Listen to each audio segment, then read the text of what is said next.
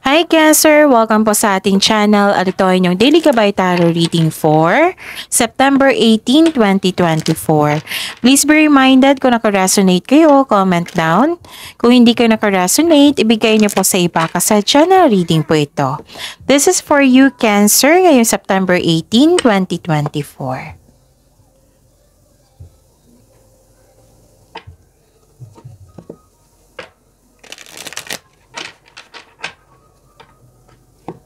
Maraming salamat po sa inyong patuloy na suporta at maraming salamat din po sa mga hindi nag-skip ng ads.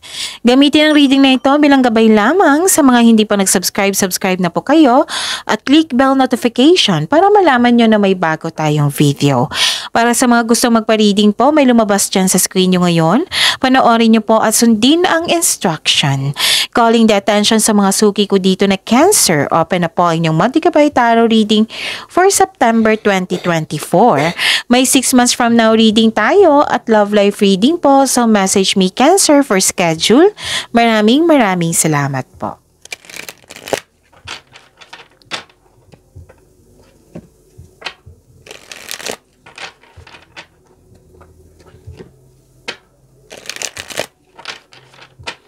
Para po ito sa inyo Cancer ngayong September 18, 2024. Kung may narinig kayong ingay, pasensya na po, maingay po yung kapitbahay namin ngayon. So focus po kayo sa reading natin ngayon para may makuha kayong gabay. At don't worry, focus ako sa reading natin ngayon Cancer. Okay? Maraming salamat po. Spirits Guide, mga ganap po para kay Cancer ngayong September 18, 2024. I need 3 cards po.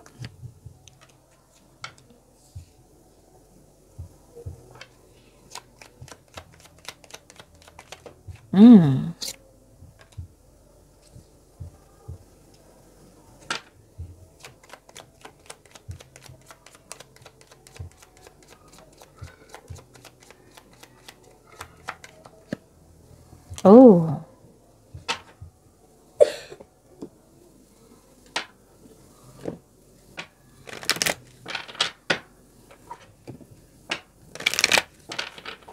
Spirits Guide, message nyo po para kay Cancer ngayong September 18, 2024. I need 2 cards po.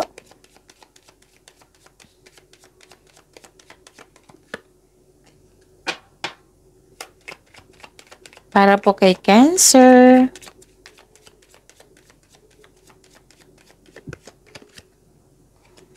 Okay. Okay, wow, prosperity. Nakita ko yung prosperity dito. Cancer, claim niyo po. Nakita ko dito na some of you nag-relax. Magiging kalma lang pag nagstay sa bahay, nag-relax kayo sa bahay, you felt security pag nasa bahay kayo. Pwede din nagtatrabaho kayo sa bahay. Oo, nagtatrabaho sa bahay or home base yung trabaho nyo. Nakikita ko rin dito na may nag-uusap na grupo ng tao and I consider this is your family. Okay? Tapos nag-uusap kayo regarding sa property. Pwedeng ibenta or bumili ng property. Nag-uusap din sa domestic matters. Nakikita ko rin dito na malakas ang inyong intuition. Nag-iisip kayo regarding sa inyong ambisyon sa buhay. Parang nag-update kayo dito kung saan ka na ba sa goal mo sa buhay. Nakikita ko rin dito may nalaman kayong isang tao na hindi totoo sa inyo. Nalaman nyo po ito kasi malakas yung intuition nyo po, Cancer. Nakikita ko rin dito na nagkaroon na ng solusyon sa inyong problema. Yes, claim nyo yan ha. Tapos may sagot na sa inyong mga katanungan. Okay? So, ang mensahe po. Meditate and contemplate. So, this is the tamang-tama to sa ginawa mo ngayon na some of you nag-relax sa bahay o nag-meditate kayo. Meditate and contemplate. And wow, this is a new start is coming. Kita nyo ba? Okay. A new start is coming. May pagbabago po. This is change for the better. Pinaalam sa inyo ng universe na maging handa ka, Cancer, kasi may pagbabago. This is change for the better. Nakatadhana to sa iyo. Spirits Guide, ano po yung energy ni Cancer ngayong September 18, 2024?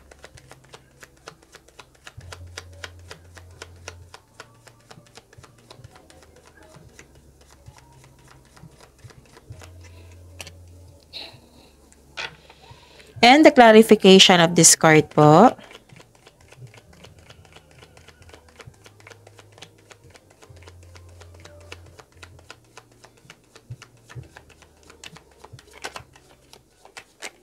Okay.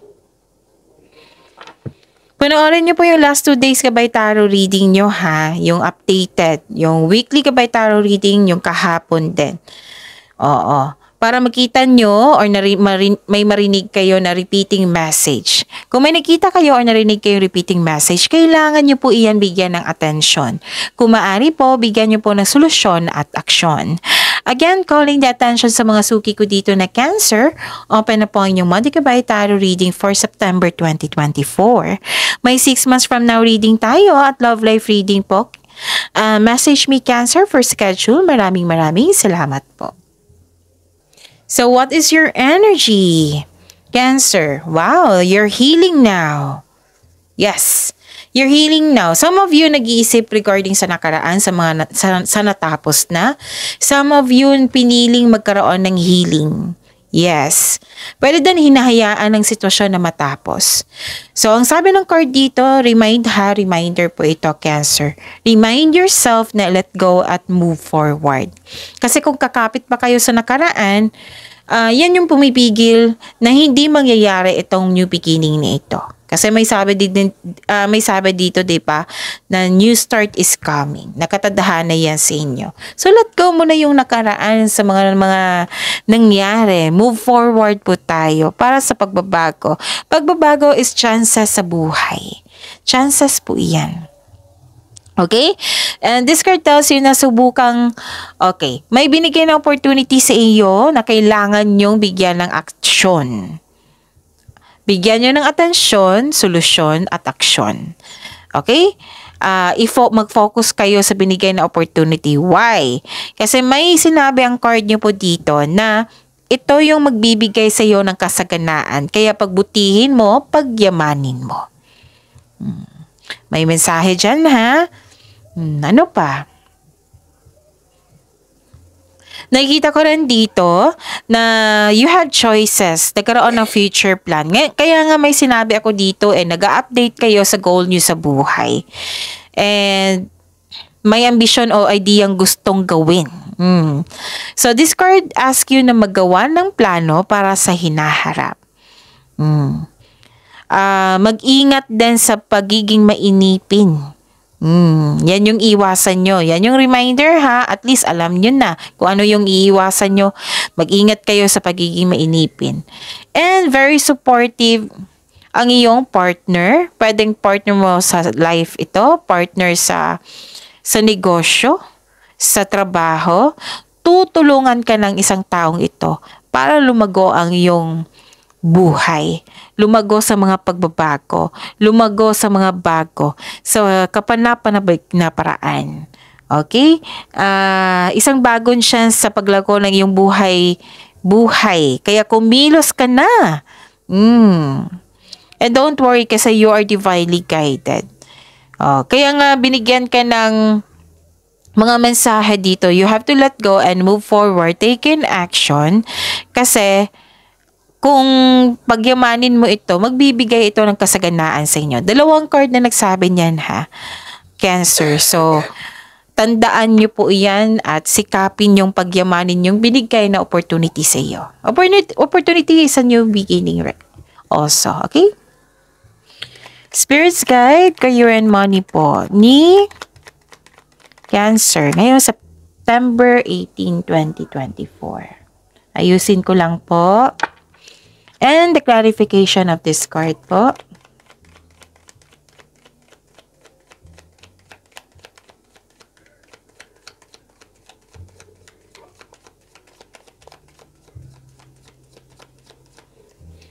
Yun, panoorin niyo po yun ha. Yung last 2 days na upload ko. Oo, na nakafocus sa career and money. Kung gusto niyo po ng karagdagang gabay sa career and money, andun po. Uploaded nung last 2 days. Cancer, okay? Yon. So, this is your career and money. May bagong simula. Ito na yon. Bibigyan mo na ng aksyon. Hindi ka takot sa mga challenges, sa struggle, sa pagbabago na ito. Basta go ka kasi may dala kang mga experiences. Nakikinig ka sa iyong intuition. Siyempre, may kailangan ng pag-iingat dyan, di ba? Pag-iingat sa paggawa ng plano, pwedeng ganun. Basta busy kayo dito. Sinimulan mo na, binigyan mo na ng aksyon yung matagal mo ng ITS. This is new beginning din. Okay? You have your freedom. Nagkaroon ng anticipation, nag-anticipate ka. Curiosity din, curiosity sa bagong pagkakataon, sa pagbabago. Nagkaroon ng new journey po. So, yun. You should take a risk and try something new. Try to step out sa comfort zone mo, Cancer. Kasi yun yung sabi, 3 card na nagsabi niyan ha, itong pagbabago na ito, magbibigay yan ng financial growth basta pagyamanin nyo. Okay? So, spread your wings and fly kasi may freedom ka dito. This is a leap of faith, hindi ka takot sa mga obstacles. You have the support from the universe. You are divinely guided po. So, 2 card na nagsabi niyan ha. Huwag ka matakot. Instead, i-acknowledge mo ang mga lessons na na-encounter mo. This will lead you to know new opportunities. They are part of your personal and spiritual evolution. Okay? Tapos, mag-ingat lang po sa paggawa ng pagpasya. What I meant is, mag-ingat sa padalos-dalos na pagpasya. Kailangan magkaroon ng konkretong plano at yung sabi ko kanina na hindi ka takot kasi nakikinig ka sa iyong intuition. Kasi sa intuition, yan yung magsasabi sa inyo kung ano yung next action mo. Yan yung magdadala sa inyo. Yan yung magtuturo kung saan yung right path. Okay? Yon. Ano pa? Nakikita ko dito yung success kasi nakikinig ka sa iyong intuition. Success and enjoyment. Ang ganda, diba? So, claim nyo yan. Another card na nagsabi dito na financial security is yours. So, prosperity. 3 card na nagsabi niya na prosperity. So, claim nyo yan, Cancer. Ang ganda-ganda ng cards nyo ngayon. Financial security is yours. So, relax and enjoy yung mga achievement mo. Take a break kung ikaw ay nagtatrabaho or kung busy kayo. Basta take a break. Para pagbalik mo, recharge ka na. Recharge ng energy mo. Work can wait. Okay? You still be abundant after a well-deserved vacation. Yun nga, yung sabi ko kanina sa inyo na some of you nagpahinga, nagbakasyon, nag-vacation leave. Okay? Kasi you felt security staycation ako sa bahay kasi I felt calm and relaxed pag nasa bahay. Ganon. Okay, ang ganda-ganda ng cards nyo ngayon. This is your lucky day. Lahat ng tinanim mo nagbo-bloom. May nakita rin ako promotion po dito sa trabaho. Pwede din hindi promotion, kundi maraming orders, kliyente, customer projects, ganon. Ang ganda, di ba? So, yun. Some of you nagpa-planong magbakasyon and some of you nagbakasyon na. Nagpahinga po. So, ang ganda niyan ha. I-claim nyo yan. Cancer. Kasi ang ganda, from recovery, from healing, solusyon sa problema, prosperity, ilang cards nagsabi dito? Prosperity, 3 card. May magbibigay pa ng tulong sa iyo, support. So, pinaghanda ka dito kasi may new start is coming, pero handa ka dito. Sobrang handa mo. Handa ako, kung ano man yan. Excited ka kasi sa mga pagbabago. Okay? So, claim this cards na nagbibigay sa iyo ng blessings. Okay? Kasi financial security is yours 2 card na nagsabi dito. No, 3 kasi prosperity yan. Okay? Spirit guide, love life, self-love, partnership, and romance ni Cancer ngayong September 18, 2024. Lumabas talaga siya, no? So, the clarification of this card po sa love life ni Cancer.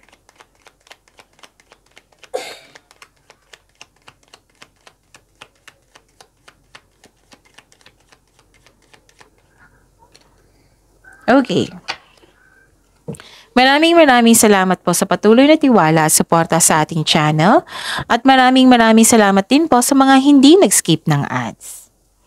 May lumabas dyan sa screen nyo ngayon. Panoorin nyo po. Kung gusto nyo po iyan, then follow instruction. Okay. May concern kayo sa isang taong arogante. May concern kayo sa isang taong arogante or bossy. Okay? Yung may bossy dito na gusto makuha lahat niyang gusto niya. May arogante. Okay? So, kung pwede, iwasan niyo po siya. Kasi, I am sure nagbibigay ito ng stress sa iyo. Tapos, ang sabi ng card dito, kasi may satisfaction and abundance which is lumabas dito, di ba? Sabi po ng card dito, huwag niyo po daw masyadong gastahin yung blessings na binigay sa inyo, lalo na't pera. Save po daw kayo. Check your money now. Huwag niyo po daw gastahin. Tapos, kung i-consider mo ang biyayang natanggap niyo po ngayon, i-celebrate niyo po by expressing gratitude and generosity. And mag-offer din kayo ng dasal. Magpasalamat po sa universe, kay God, sa mga binigay niyang prosperity sa iyong buhay. Kasi ang ganda dito, ang ganda ng card niyo, Cancer. Yun na. So, kung pagod kayo, syempre, mag-relax kayo. After nyan, then, celebrate it. Kasi you deserve to celebrate your success. Okay? Mag-offer din na ng dasal. Okay? Yun. Ano pa? Nakikita ko rin dito na may nalaman kayong katotohanan. May nalaman kayong katotohanan dito, may nalaman din kayo dito. So, that is a repeating message. Okay? May nalaman kayong katotohanan yung hindi totoo sa iyo. Na conscious po kayo kasi nalaman mo yung totoo. Na patuloy pa rin yung pagiging dishonest niya habang kayo alam nyo na yung totoo, yung katotohanan. Okay? So, kung may naulit po na problema na nagdulot ng trauma sa iyo, kasi sabi ng card dito na ayaw mo daw alamin. Alamin nyo. Bigyan niyo po ng atensyon. Bigyan niyo po ng solusyon. Okay? Bigyan niyo po ng solusyon at aksyon. Hanapan na po ng solusyon para ma-fix na po ito. Para hindi na kayo ma-conscious. Okay? Baka kailangan ng pag-uusap po niyan. Kailangan yung i-improve yung health. What I meant is kailangan yung i-improve yung communication nyo. Baka kailangan po kausapin nyo po para magiging okay kayo. Yung hulihin mo yung attention niya. Improve your communication also. Kung pwede, i-practice nyo. Kung ninyo yung attention niya, yung hindi ibig sabihin nakipag-usap ako sa iyo na yung hindi ka nag-focus sa kung sino yung tama at mali, kung sino yung panalo at talo. Nag-focus ka para magkaroon ng solusyon. Para magkaroon kayo ng adjustment, para magkasundo kayo. Pero kung hindi pa pwede, kung hindi pa pwedeng mag-usap kayo, then give time. So, habang hinihintay mo itong pagkakataon na ito, i-pray nyo kasi that is the most powerful thing to do. Prayer.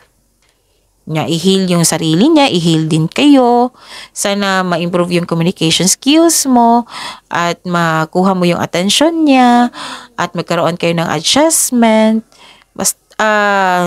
Yun, focus na magkaroon kayo ng solusyon. Kasi I think, naulit to hindi siya I think.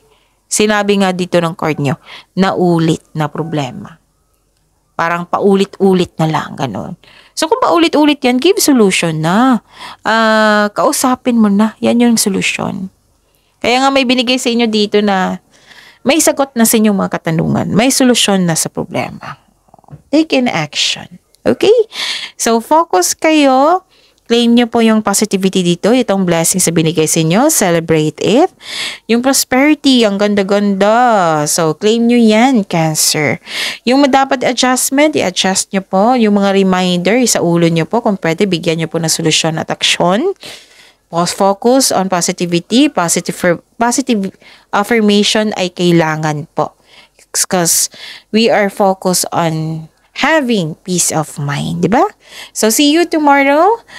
Cancer, please like, subscribe, and click the button for notification para updated po kayo sa daily tarot reading natin. Maraming salamat po.